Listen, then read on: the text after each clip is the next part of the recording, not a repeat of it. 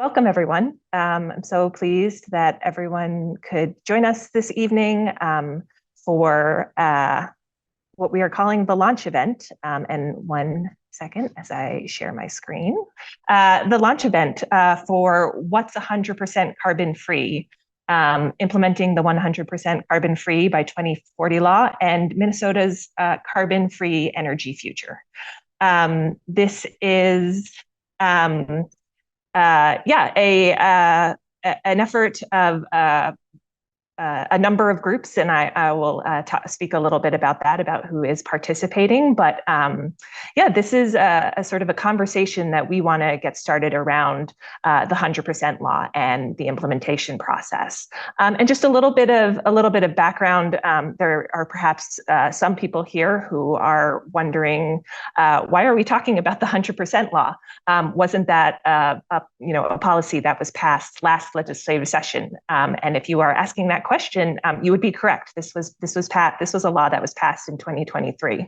And just a bit of a reminder, what that law did was it ramped up Minnesota's existing renewable energy standard, but it also created a brand new, what is called a carbon-free energy standard, which requires that all utilities that serve Minnesota to provide 100% carbon-free electricity by 2040.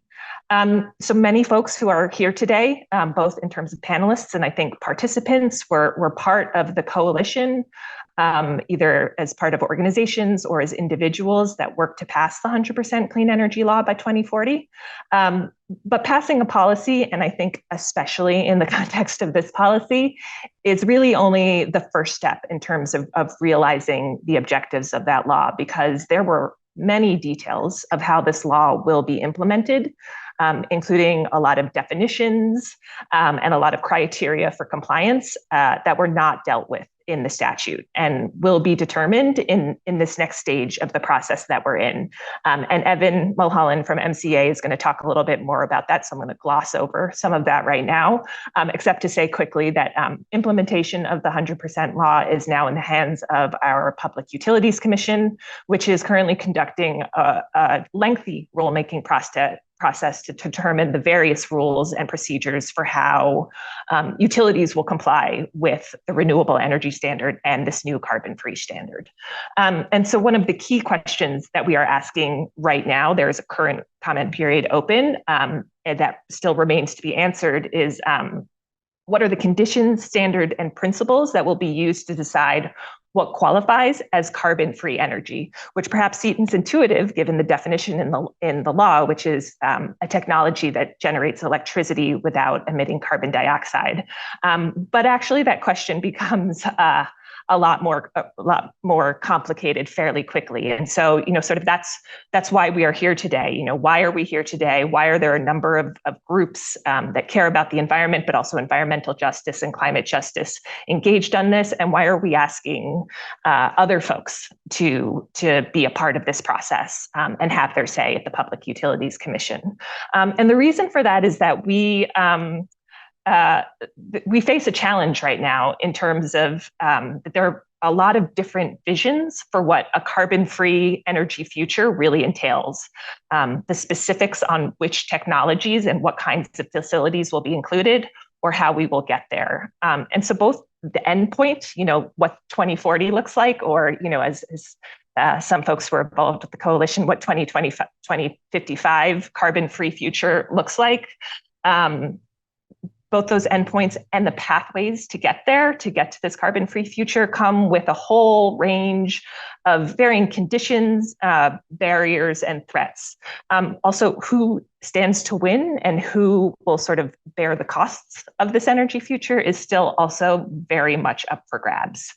So the folks who are engaging in this conversation right now and invited you all to come tonight, if we believe that if we say we are committed to a decarbonized future, but one that is also built on principles of equity and environmental justice and climate justice, we can't take for granted that those principles will automatically be a part of this carbon-free future. And the choices we make now and the government structures that we create today will determine both how fast we reach the carbon-free goals in Minnesota, if at all, but also who will bear those costs and who will benefit. And so right now in this process, we know that there are fossil fuel lobbyists and other carbon polluting industry lawyers and utility lobbyists who are already showing up in this process in order to ensure that the Minnesota version of carbon free includes what I refer to as sort of an all of the above approach. And this all of the approach is sort of designed to really open the door to a whole host of speculative technologies and unproven technologies. Things like that was things we'll talk about today, so like carbon capture, also won't talk that much about it today, but blue hydrogen, which is hydrogen fuel made with fossil fuels, and other sort of highly polluting and inefficient energy sources like burning things like garbage and biomass.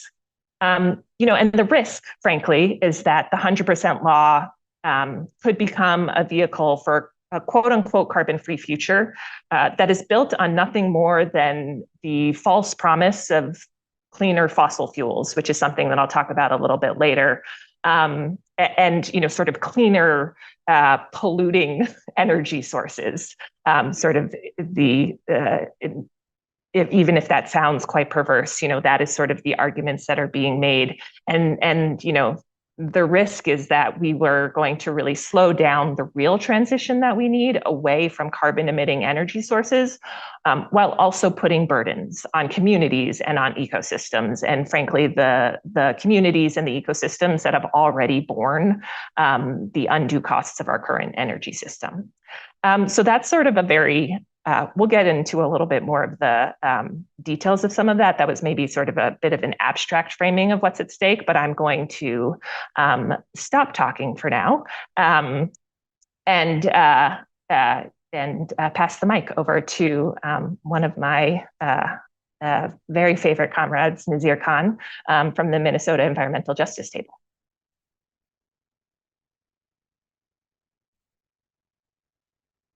Great. Thanks, Maggie. Yeah, this is Nazir. I'm with the Minnesota EJ Table, and we're one of the organizations who are participating in this effort. Hope that many others can join us in this, beyond just organizations, I should say, from the outset. And I'm just gonna briefly share what are we hoping from y'all, like how are we seeing kind of the next steps just at the outset, in case people have to leave early. So we want to make sure you at least know some like what we're thinking in terms of our, role as advocates and as the public in this process and how we're planning to intervene and participate. And yeah, and also just to put a little bit of a, I think, finer point on the framing. I think there is a lot at stake in this process, repeating what Maggie said. And I think I just wanted to mention one thing that during the session 2023, in which the 100% bill was passed, many folks, including myself, had concerns, for example, around the biomass industry and their role in a renewable energy, a clean energy future. And particularly, I had concerns because in Europe, in the EU, biomass is this is as recent as 2019, 59% of the EU's renewable energy was coming from biomass. And over the last few years, there's been article after article in newspapers, from The Guardian to The New Yorker to The New York Times, all over the world, about how this isn't just waste products from the forestry industry. This is also coming from old growth forests being torn down. There's an article in the New York Times about it.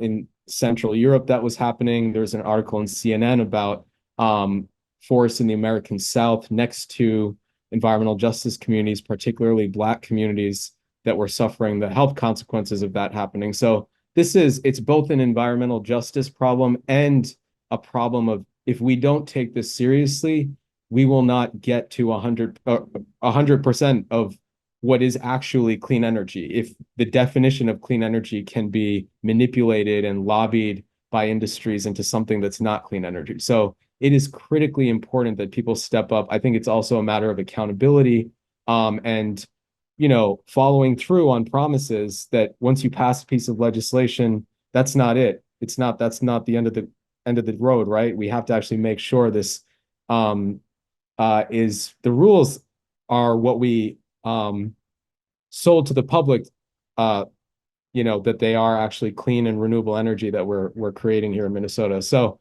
anyway, I think the simplest thing we're asking folks to do right now is sign up on our Google form that we're going to drop in the chat, and also share on screen right here. You can type that bit.ly in. I think we'll get the form link in the chat as well, and there's a QR code there, and that'll sign you up to stay updated as this process moves along.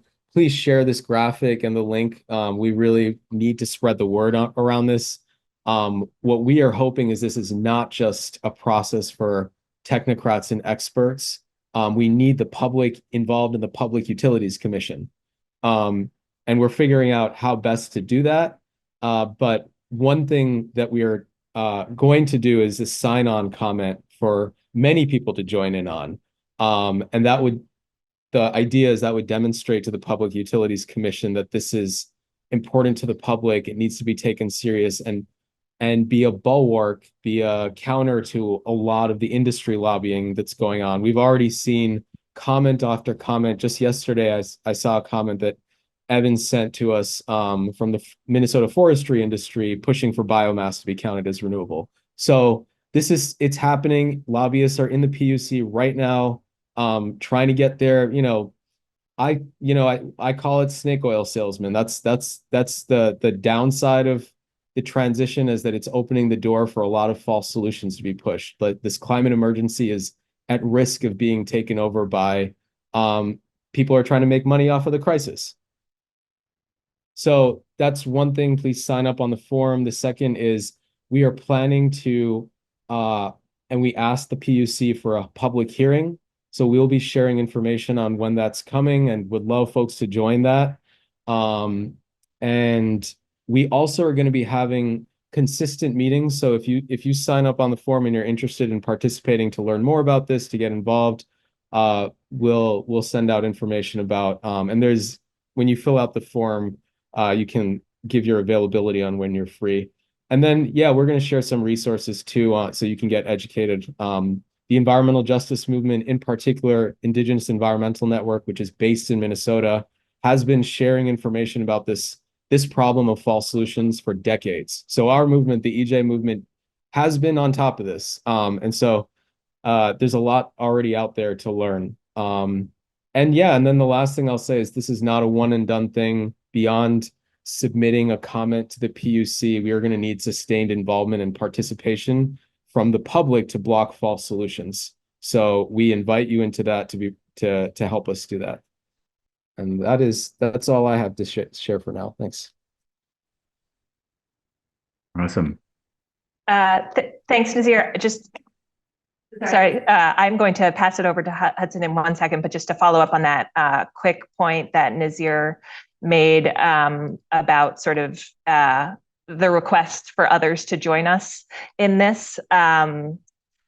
This is, I skipped over the slide, but this is the list of some of the organizations who we've been in conversation around with this effort, and really valued everyone's participation here. And also, this is not an exhaustive list.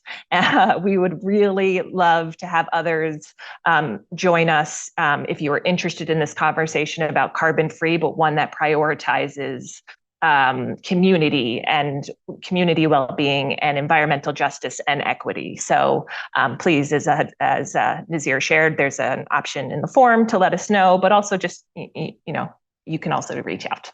And so with that, I am pleased to pass it over to Hudson Kingston, Legal Director at CURE. Hi, folks, and thanks for that introduction. Sorry for jumping the gun and trying to cut the line, but in any case, you're with me now, and I promise only minor technical difficulties in sharing my own screen. Let's see if we can pull it off. So I'm going to talk a little bit about false solutions. And if that's a concept you're not familiar with, to say that, oh, let's see, my Zoom quit unexpectedly. I'm going to keep talking until my Zoom crashes. So I'm here to talk about false solutions or climate justice. Time to make a choice. The problem with being a true climate hawk and only caring about climate change and the amount of carbon in the atmosphere, and if that's the only thing you care about, then you're likely to fall for anything. And by that I mean there are technologies out there that are carbon free, but not necessarily good. And that's something we all have to acknowledge. Just because something doesn't emit carbon doesn't mean it's a wonderful thing. It just means it doesn't emit carbon. But we're pulling back just a second. How did we get here? We live in interesting times. The federal government has done some of the largest climate legislation ever in the world. And many folks in the climate movement will say that this is incredibly significant, and it's true. They passed the bipartisan infrastructure law, and then about a year later, they passed the Inflation Reduction Act.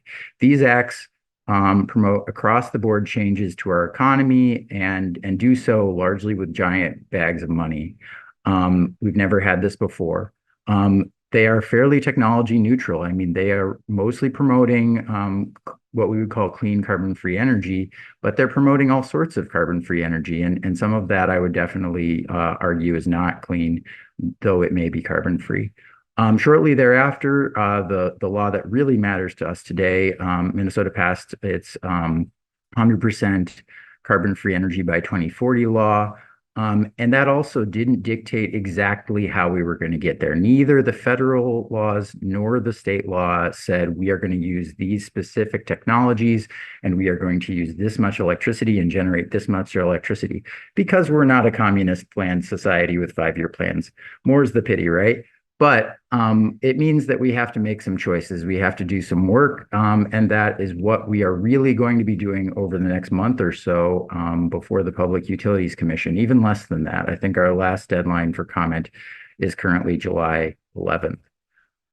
So what is a climate solution? What are the things we know work to stop the ever-increasing amount of carbon in the atmosphere? We have some proven technologies that are working very well in Minnesota and very well across the United States right now. Chief among them is wind energy.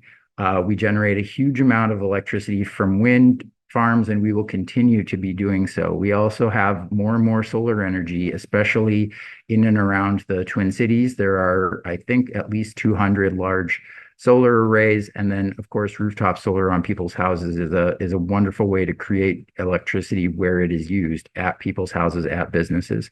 And those things are intermittent, so obviously we need a lot of storage to suck up that clean renewable energy and deploy it at night or at times when the wind is not blowing. Also on the list of carbon-free energy right now, anyway, is hydropower and nuclear energy. You can certainly point out the deficiencies in these types of power, but they currently count as carbon-free, and they provide baseload energy that is similar to what a coal-fired power plant or a gas plant can do. So they are a nice short-term replacement anyway that doesn't increase carbon, although they do have very serious impacts on society in other ways. None of these technologies are perfect. I mean, wind turbines do kill certain species that if they're placed in the wrong place, nothing is perfect. But we need to balance these things and install them fairly rapidly and intelligently if we're going to get to clean energy by 2040, as is the goal set by the legislature in the 2023 law that we're talking about. So what's a false solution? And Nazir and I didn't coordinate our messaging, I swear to you, but I just want to remind you of the federal funding, the boatload of money. Snake oil salesmen and flim-flam artists never miss a good gold rush. And that is the case here. There are so many promising technologies out there that would allow incumbent industries and companies to continue profiting by just doing what they're already doing and pretending to do something. So, the chief among them is clean coal, which we now call carbon capture and sequestration. That was originally conceived of to be slapped onto coal-fired power plants and let them run forever while capturing a pretty small amount of the carbon that's produced from the burning of the coal. It's now being touted as a solution for keeping some coal and gas plants alive past 2037, I believe it is. I might be getting that year wrong. But in any case, I don't think it's a very good way to plan a society that's trying to get to carbon-free energy. Carbon neutral, as Nazir said, carbon quote unquote carbon neutral burning of waste, of wood, burning plastics. There are many arguments that these things can somehow be zeroed out if you count them against some other baseline of what didn't happen. But as I illustrate with this photo, when you burn things, and it puts carbon into the air. And that is contrary to the definition given to us by the Minnesota legislature. Some people even go so far as to combine those two things, carbon capture and quote unquote carbon neutral burning of biomass. And there are projects in the country right now where they're proposing to burn biomass and capture the carbon and inject it underground. I would argue that that's a huge waste of taxpayer money when we have absolutely no time for wastes of time and money of that magnitude.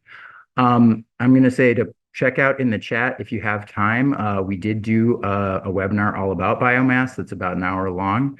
And we'll drop that in the chat now in case you would like more information about that in the context of this carbon-free law.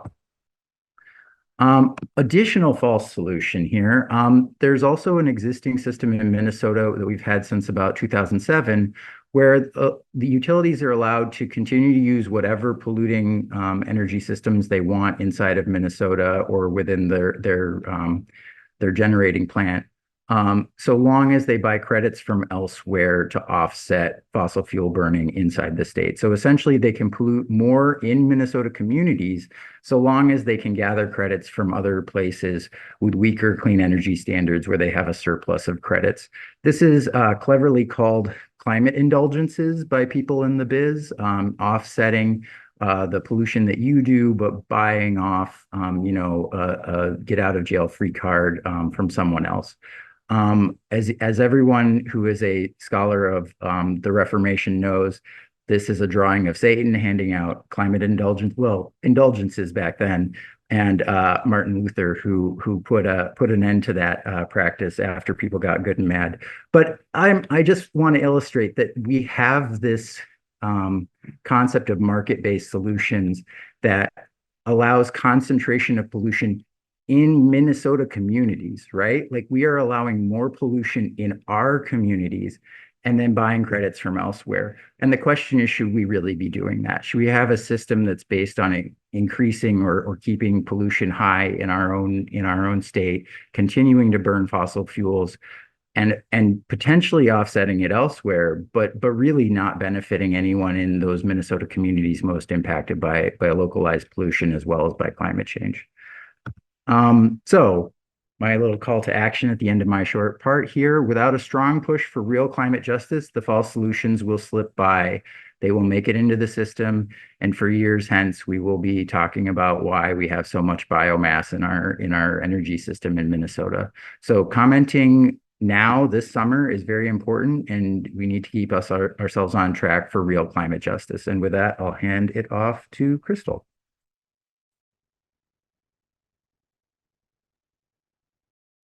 Hey, y'all. My name is Crystal DeAlencar. I am with the Minnesota Environmental Justice Table. And yeah, I want to talk a little bit, or I'm going to talk a little bit about false solutions, a case study in regards to the Herc incinerator. I know a lot of folks are probably familiar with the incinerator. It's the Hennepin Energy Recovery Center. It's a trash burner downtown. And as we're talking about false solutions, the Herc is very much a case in point of a false solution.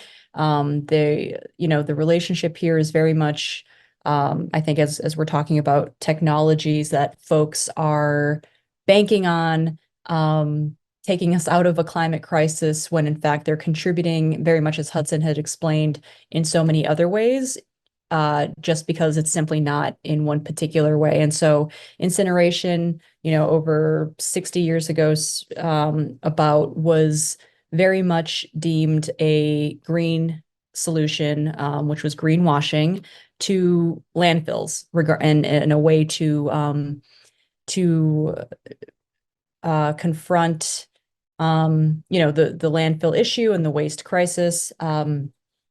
Incineration was deemed this project that could, as folks obviously, I think we are naturally desiring things that could clean up a lot of the mess that we have very, instantly. And the incinerator is one of these prime examples, as it was being, touted as this technology that could take in waste and then magically turn it into energy, as if, physics were that easy. But, that might seem pretty silly, and yet that through and through, with a lot of the rebuttal against our fight against the incineration, that's what folks genuinely believe, that, this incinerator takes this trash and turns it through the burning, uses that steam, and the direct result is having, electricity or heat. When in reality, it's emitting so many toxic emissions, emissions that are not taken into consideration to the same degree that, say, methane is out of landfills, simply because, it's meeting certain EPA standards for emissions, when really those standards only exist for a facility in isolation. So a lot of these incinerators are actually placed in frontline communities, environmental justice areas, and existing amongst tons of other toxic facilities, Superfund sites, highways, and with the population that is most vulnerable to air pollution. And so what they're breathing in is not these facilities and not the incinerator in isolation, which, even if they were, no toxicologist would tell you, yeah, there's a safe amount or a healthy amount of mercury, sulfur dioxide, nitrogen oxide, et cetera, hundreds of emissions to be breathing in. But they're not breathing that in isolation. Most of these communities where most incinerators are placed are breathing in cumulative amount of emissions from all these other different facilities. And so a lot of the fight right now against incineration is very much to have the public understand that it's not even a green solution. It's not a lesser of two evils either. A lot of the debate is that, landfills or incinerators, which is worse? Well, the reality is also, it is not landfill against incineration. It's landfill against incineration and landfill, because guess what? Since a lot of that trash isn't getting burned and turning directly into energy, it's actually coming out in ash, toxic ash. 1/3 of what goes into the incinerator comes out as toxic ash, and that gets sent to where? A landfill. And you have that ash either seeping into soil, you have that ash blowing in the air, getting into our waterways.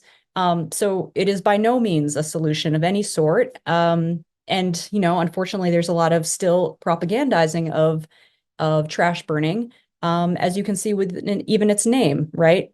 There's probably not a single incinerator in the country that doesn't have within its name, similar to the HERC, energy recovery, right? Or waste to energy. And that's all intentional, of course. The folks who engineered incineration, who are proponents of incineration, know very well that it is not as simple as waste to energy. And yet that is time and time again how it is continuously portrayed. And so wanted to name incineration because that's a really important, at least to us, a lot of folks in the environmental justice movement, a very basic and clear-cut example of a false solution and something that is incredibly harmful. And yet we are still stuck in this era of using incineration in plenty of major cities and vulnerable communities around the country, and caught up in this debate that really should just that should not be. So I think a lot of, what a lot of the great folks on this panel are going to speak to and have been speaking to is that we are just looking at the potential future of a new incinerator, right? All of these technologies, we know only so much until 30 years goes by, which is the case of the HERC. And then, all of a sudden in 30 years, we look at what those standards, those new emission standards will be, and their world, it's exponentially higher. The threshold, is lower than what it once was. So then you're thinking about how many decades of us having to experiment on these sacrifice zones, on folks who are living in these sacrifice zones, for this new technology, for the modernization. How many people have to be sacrificed until we finally say, oh, wait, looks like that wasn't the best route to go, right? I mean, we're finding that with chemicals, PFAS. These are all things that are just getting discovered now, that if we did not take that route to begin with, we would not have to be dealing with this. And yeah, thank you. Thanks, Crystal. I'm going to speak a little bit about another one of sort of the questionable technologies on the quote unquote carbon-free list, but I also just wanted to, part of this is to sort of make sort of the issues of false solutions, like make it clear to folks that this isn't just, hypothetical or speculative, like these are real things that our communities are facing. And for anyone who might be asking, like, well, how could garbage burning ever be considered carbon-free? You're burning something and it emits a ton of carbon. We've already seen a comment in the docket from one of the cities that hosts one of Excel's incinerators, making the argument that incineration is carbon neutral. So these are real and these are current debates or fights. Moving on to another current debate or fight, I'm going to talk a little bit about carbon capture. So give me 1 second. Also, I failed to introduce myself at the beginning of this webinar, so I will do that now. Hi, everyone. My name is Maggie Schubert, and I am Campaigns Director at CURE, and joining you today from northern Minnesota. Okay, so as I said, I'm going to talk a little bit about carbon capture, which is an area that CURE is very deeply engaged on. So carbon capture, pipe dreams, fossil fuels, quote unquote, solution to the climate crisis. So starting off quickly, what is carbon capture or carbon capture use and sequestration or carbon capture utilization and storage? These are some of the names you'll hear. I'm going to refer to it right now as carbon capture. But carbon capture is more or less refers to a range of technologies and approaches that looks to capture the carbon emissions from a carbon emitting power plant or other kind of industrial facility, usually sort of take that carbon and manipulate it in some ways so that it can be transported frequently via pipeline, so that it can be either stored somewhere in the ground or more often than not used in some sort of industrial process. And currently the most common use that we have for carbon in this country and the world is in a process called enhanced oil recovery. That is the process by which this captured carbon is pumped into the ground so that it can sort of push out even more oil from what would otherwise be considered depleted oil fields. So oil that would otherwise be left in the ground. And so this is really sort of where the roots of the carbon capture industry are at. You will often hear that this is an industry that has been around for many decades. That is true, and it has been around because it was a fossil fuel industry project as a way to access carbon to be used in these kind of processes. And now it is being sort of represented and given a new narrative as part of a climate solution.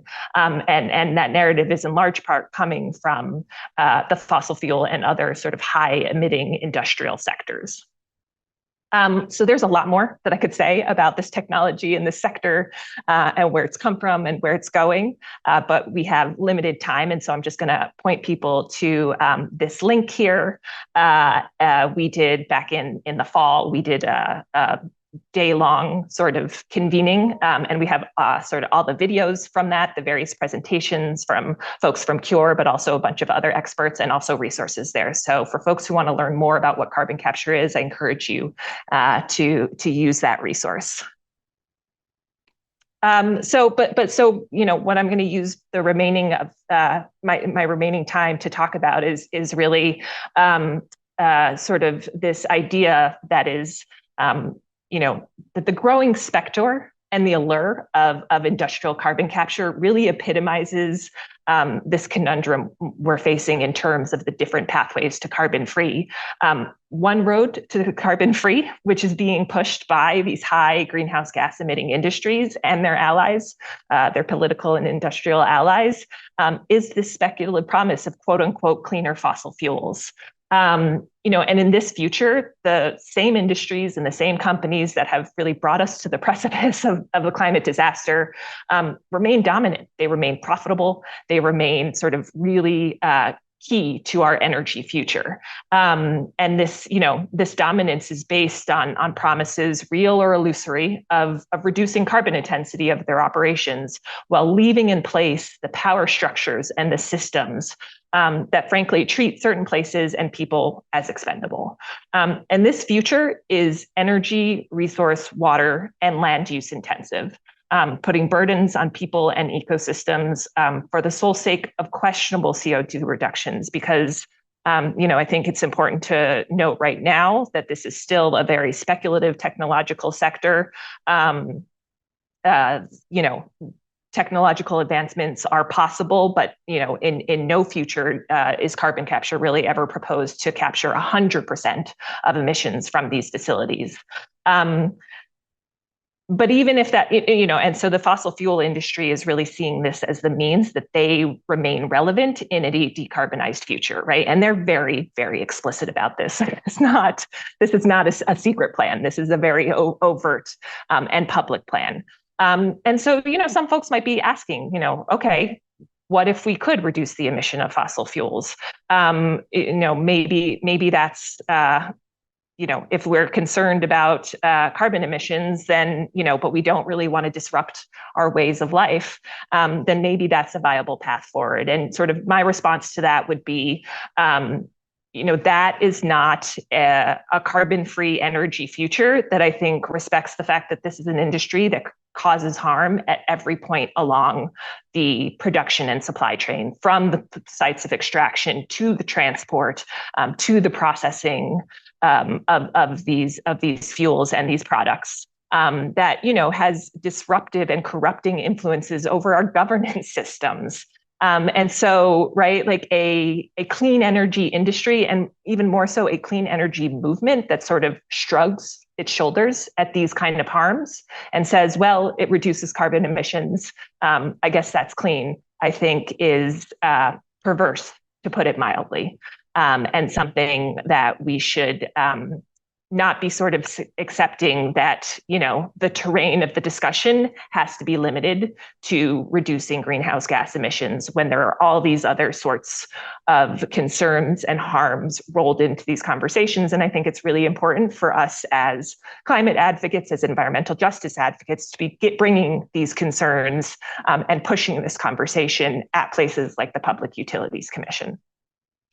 And so just a final thing I want to note, for if folks, are not really familiar with the carbon capture sector and are like, oh, well, that's a hypothetical future thing, a crazy technology. Or if you do follow it, maybe you're like, oh, that's just a sector that's really, doing a lot of things in Louisiana. What is its relevance to us in Minnesota? And it's true, they are very active in Louisiana, and that is a real problem. But in fact, it is not sort of hypothetical here in Minnesota. These are just two projects that are already on the table that have implications for Minnesota. One is Project Tundra, which is a a proposed project to put carbon capture on an aging coal plant in North Dakota. It's in North Dakota, but it's owned by Minkota, which is a rural electric co-op, which has customers in both North Dakota and Minnesota. And this project is poised to get back of the envelope math, the various sort of grants and loans that are coming both from the state of North Dakota and also the federal government, nearly approaching $1 billion in taxpayer money to sort of extend the lifeline of an aging coal plant. And the other big project that we have here in Minnesota is the buildup of the transport infrastructure in the form of pipelines. And Cure, as folks here may know, has been very actively engaged, opposing what the company itself touts as the largest carbon capture or the largest carbon dioxide pipeline network here in Minnesota that will have here in the Midwest, in a number of states that will have hundreds of miles here in Minnesota. So these are real projects. These are ones that are already going through the various permitting projects, and they are already impacting communities and are really sort of a part of the conversation about our quote unquote, clean energy and carbon-free future. And with that, I believe that's my last slide. Yes, it is. I will stop sharing, and I am happy to pass it over to Evan to talk a little bit about the process and what's going on. Here I am. Hey, everyone. Thanks, Maggie, for that presentation. I really enjoyed listening to you speak about that. That's such important stuff, and that's why we're all here working together on advocacy towards the PUC. I'm just going to speak for 1 or 2 minutes, maybe 3 or 4 minutes on the docket itself, just to give you a little bit of outline for some of the new people on the call as to what this docket is, how it's set up, and when the comments are due, and just be a resource in case people have questions about that. So I'm just going to share my screen for a couple minutes here. And again, I'm Evan Mulholland. I use he, him pronouns. I'm at Minnesota Center for Environmental Advocacy. I'm a lawyer and the Healthy Communities Program Director. All right. All right. I assume you guys can see my screen here. So where are we? The law was passed last session, the carbon-free standard known as the CFS, or the 100% law. With the statute, it's codified at 216B.1691, subdivision 2G. Utilities must generate or buy from carbon-free, that's the term, technology this share of total Minnesota electric sales, 80% by 2030, different for co-ops and municipals, 90% by 2035, and then 100% by 2040. Carbon-free. So the Public Utilities Commission is going to issue some standards, and they're going to go through a docket and a rulemaking process to determine what is carbon-free. The docket number here is 23.151, which you can access on eDockets. And if you guys have questions about that, email me or Maggie or anyone on this call. There's 3 stages of comments on the carbon-free standard. Where we are now is what's known as the new and amended terms comment period. And this is specifically where the Public Utilities Commission is going to make a decision on what counts as carbon-free and what doesn't. Initial comments are now due on June 28th, and reply comments are due on July 10th. Next up is carbon-free standard compliance, which probably be pushed even more forward. And then the off-ramp process, which is what happens if a utility needs to not reach 100% by 2040. The statute allows for an off-ramp under certain statutory provisions that need to be fleshed out by the PUC. So that's going to be next year. Carbon-free. So here's the statute. Again, 216B1691. Carbon-free means technology that generates electricity without emitting carbon dioxide. Seems straightforward to me. If there's emissions of carbon dioxide, then it doesn't count as carbon-free. But you know how lawyers and advocates are. There's ways to try to define these things differently, and that's exactly what the forest and wood product industry and the carbon capture industry and the incineration industry and probably others are looking for a way through the statutory definition. You can see the comments online from them. One question is, do you look just at the point of generation, or do you look at the entire life cycle? This is a question that the industries are posing. And I know that the forest industries are looking at what's called a life cycle focus. This question, obviously, for biomass. There's also a question of how do you account for hydrogen? And then there are some other subsidiary questions that I'm just going to mention really briefly because the definitional question is so vital. They're going to have to determine how to count partial compliance, because that's allowed by statute. And then how does carbon capture and storage that Maggie mentioned, what the question is going to be like, what percentage, if you're only capturing part of the carbon, do you get partial credit, and how do you determine those numbers exactly? Also, the same question for partial credit comes up for the idea of hydrogen co-firing, where a gas plant can substitute some of the methane with hydrogen. This will continue, and also for purchasing on the market is probably going to be allowed for partial, I mean, it will be allowed for partial compliance as you get up to that 100% mark. These are open questions: regional, sub-regional, annual, or hourly. MCA is going to be submitting some very technical comments on a lot of these definitions, in addition to this work in coalition that we're doing. There's also an open question in this docket is how to define an environmental justice area.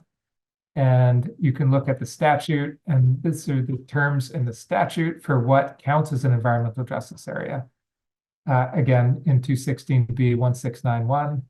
And the important part of this is where it's applied in the statute. And the question is, utility plans, I mean, the statutory provision is that the utility plans must describe their impact on environmental justice areas.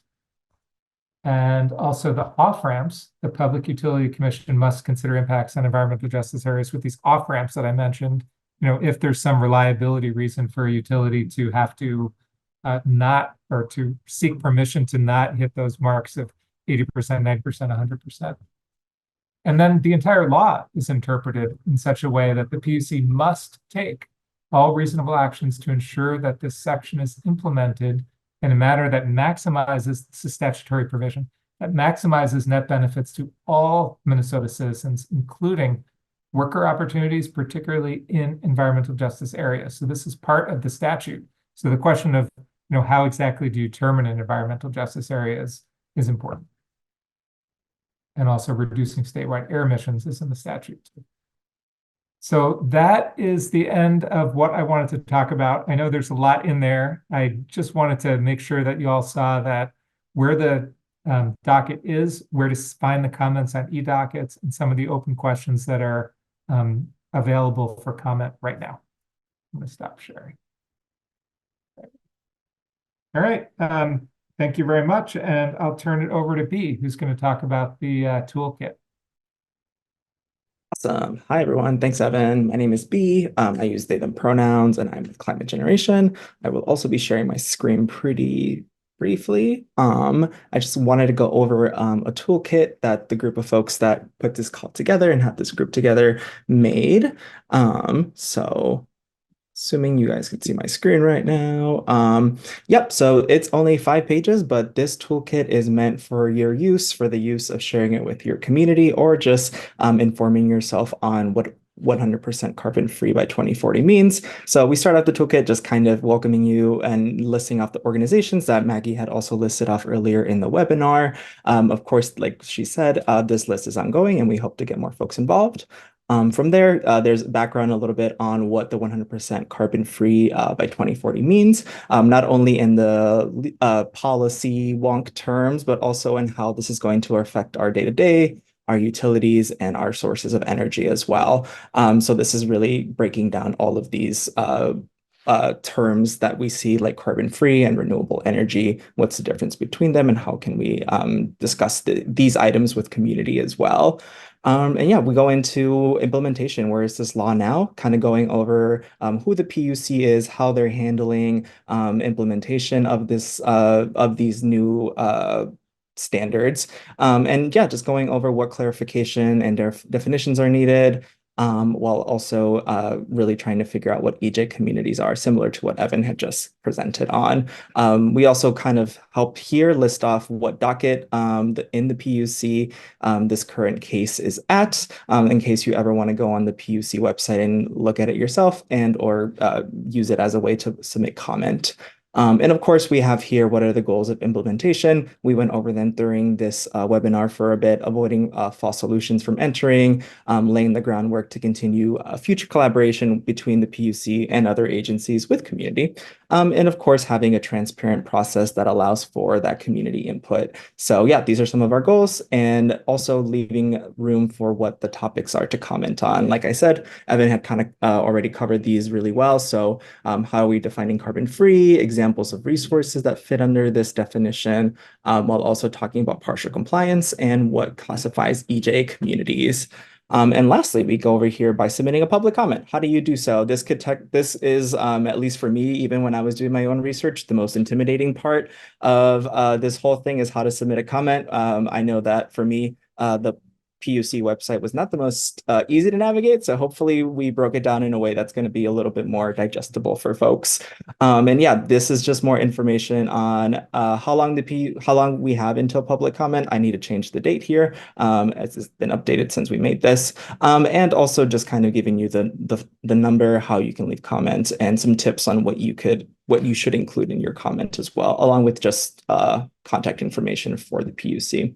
And yeah, the last page here is just some resources compiled from people that are in this group and some of our other colleagues and our comrades as well. And we have that webinar that we were talking about earlier too. So like I mentioned, this is a toolkit that you can use for yourself to get informed and to inform others in your community. Please take this if you'd like and really spread the word. If you want to build your own resource and use this as the foundation too, we recommend that as well. But yeah, we hope that folks can share this. I'm sure there's a link being dropped in the chat and also be followed up in email. But yeah, we are very excited to be sharing this, and hopefully you could use this to mobilize your community to submit public comment or just get informed about the law. So yeah.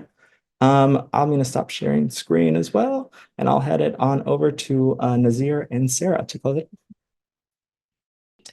I'm Sarah Wolf.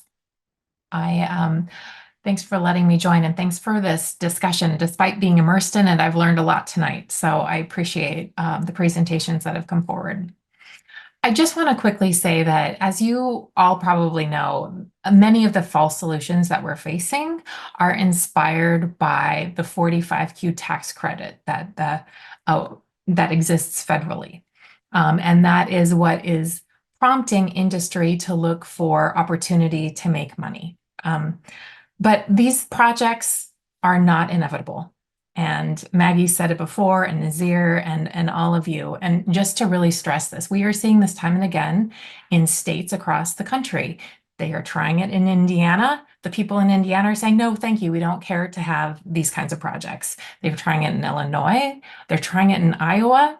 And we're having success in stopping these projects. So I really, I'm heartened by that. And I'm heartened by all of you attending. What they need to hear are a lot of voices. And that's what this particular thing is all about. There's a lot of power that lies in how you define something. And so we're using our voices to make sure we end up with the definitions we want and need. Nazir? Thanks. Yes, agreed. And just to close, we will please we'll share the form over email as well after this. We dropped in the chat earlier. Please fill that out to stay up to date as this moves along. Share the graphics, spread the word. And yeah, there's one thing I wanted to mention that I forgot to mention at the start. So I'll close with that. If you have ideas for how to pressure the PUC, these are commissioners, who are being lobbied by industries. They should also be lobbied by people, by the public. or they should feel the pressure of the public at least. Please share your ideas. You can respond back to us, but like I said, we're gonna be having regular meetings at least until this comment period is over. So if you have any thoughts or experience or just want to be part of figuring this out together, this, the PUC is I think a lot of us are figuring out how to intervene there beyond just this comment process. They're pretty inaccessible. Not hard to understand, opaque entity to many of us, and yet they're responsible for, in many ways, our future. Are we going to address this climate emergency in a real way, or are we going to let industries take advantage of the crisis to make a profit and slow us down? And that's going to cost lives. And that's really what's at stake. Speaking to you as someone whose family's from South Asia, it didn't make a lot of news, but it should have. 33 poll workers during this recent election that just concluded died due to heat exhaustion and stroke in India.